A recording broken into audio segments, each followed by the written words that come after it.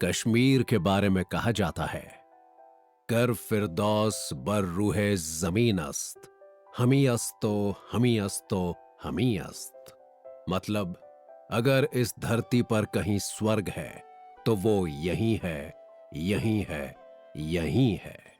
खूबसूरत वादियां, बर्फ से ढके हुए पहाड़, डल झील, सेब के बगीचे, केसर के मैदान। सच में ये जगह सही मायनों में जन्नत कहलाने लायक ही है। पर कश्मीर के साथ एक और चीज जुड़ी है जो इस खूबसूरत जन्नत जैसी जगह को कभी कभी जहन्नुम जैसा बना देती है। आतंकवाद। जाने कितने पहले से ही यह जगह पाकिस्तान से आतंकवादियों के घुसपैठ और फिर रहने का ठिकाना बना हुआ है। और ये आतंकी यहाँ के आम लोगों में इस तरह घुल मिल जाते हैं, उनके घर रहने लग जाते हैं कि इन्हें पहचानना नामुमकिन सा हो जाता है। यह सब समझना इतना आसान नहीं है, क्योंकि इसके पीछे बहुत सी वजहें हैं। और इसी आतंक का सबसे खतरनाक नमूना हमें देखने को मिला फरवरी 2019 में। वो साल और वो महीना किसी के लिए भी भूलना आसान नहीं है। पुलवामा में सीआरपीएफ के काफिले पर घातक हमला किया गया था और इस हमले में 40 जवान शहीद हो गए थे। कई सालों में पहली बार भारतीय सुरक्षा बल पर इतना बड़ा आतंकी हमला हुआ था। पूरा देश क्रोध में उबल रहा था। पर बाद में भारत ने इस हमले से जुड़े सभी आतंकियों को ढूंढकर मारा और गिरफ्तार किया।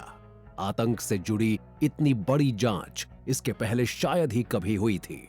और इसी हमले की शुरुआत से लेकर अंत तक की सारी कहानी समेटे हुए है ये किताब, as far as the saffron fields, the Pulwama conspiracy. Kashmir के एक बहादुर आईपीएस अधिकारी दानिश राणा ने इस खूनी साजिश के पर्दे को उठाने का काम किया है।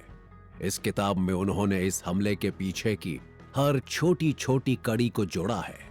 इसमें शामिल हर एक आतंकी से लेकर उनके साथियों से लेकर हर एक जवान और उसके परिवार की भी कहानी शामिल है।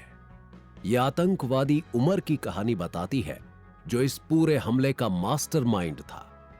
ये उसकी प्रेमिका इंशा की कहानी भी है, जिसके सपने आतंकवाद की आग में जलकर राख हो गए। ये कहानी उन 40 जवानों के परिवारों की भी है, उनकी उम्मीदों की भी है।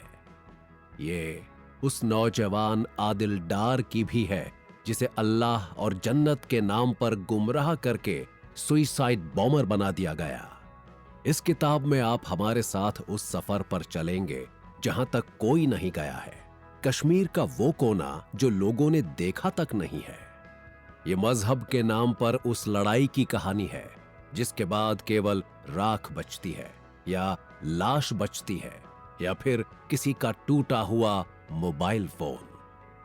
जानेंगे हम कि कैसे एक मोबाइल फोन के जरिए पुलवामा हमले के पीछे की हर एक साजिश का खुलासा हुआ। यह किताब दर्द से भरी हुई है, पर इसमें उम्मीद भी है, रोमांच भी है और ऐसी तमाम कई चीजें जो हमें सोचने पर विवश कर देती हैं कि ऐसा भी हो सकता है।